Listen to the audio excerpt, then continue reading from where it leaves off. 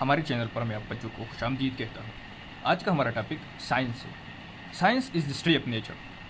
Science قدرت کے مطالعے کو کہتی ہے۔ شروع میں اس ڈیفینیشن کو ہر جگہ پر بیان کیا جاتا تھا، لیکن اس کا اصل مقصد کیا ہے کہ science is the study of nature, یعنی نیچر کا مطالعہ ہم کیسے کریں گے۔ نیچر کسے کہتے ہیں؟ کچھ لوگ صرف درختوں، جڑی بوٹیوں اور گرین چیزوں کو نیچر کہتے ہیں، بلکہ نیچر یہ نہیں ہے۔ نیچر یہ ہے کہ جو چیزیں اللہ تعالیٰ نے پیدا کی ہے وہ سب نیچر میں آتی ہے، جیسے کہ پہاڑ ہے، ہوا ہے، سورج ہے، پلینٹس ہے، اسی طرح نباتات ہے، حیوانات ہے، انسانات ہے، تو یہ سب جو ہے نا وہ نیچر میں آتا ہے۔ جب ہم اس کا مطالعہ کریں گے تو اسے سائنس کہتے ہیں۔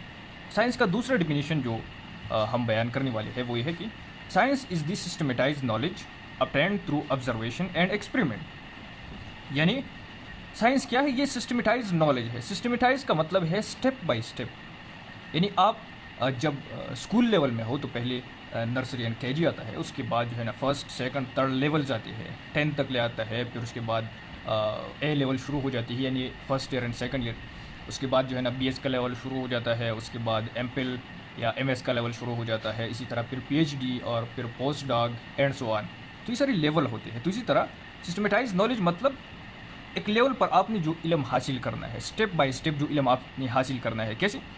جب آپ آبزرویشن کرتے ہیں، اپنے ارد گرد کا مشاہدہ کرتے ہیں، تو اس کی بنیاد پر آپ ایکسپریمنٹ کرتے ہیں۔ جب آپ آبزرویشن کرتے ہیں اور ایکسپریمنٹ کرتے ہیں تو اس آبزرویشن کی بنیاد پر اور اس ایکسپریمنٹ کے بعد جو ڈیٹا آپ کے ساتھ آتا ہے اس کو ہم سائنس کہتے ہیں۔ صحیح ہے؟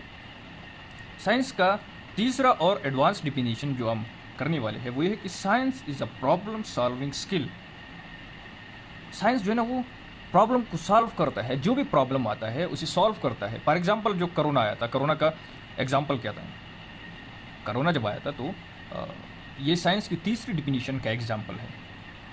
پہلے کرونا آیا تو چینی سائنسدانوں نے کہا کہ یہ کوئی وائرس ہے، لیکن کوئی بھی شروع میں اسے ایکسیپٹ نہیں کر پا رہا تھا، لیکن جب وقت گزرتا گیا تو اس نے بہت سی انسانوں کی جان لے لی، تو پھر ریسرچ پر یہ بتایا گیا کہ یہ واقعی ایک وائرس ہے۔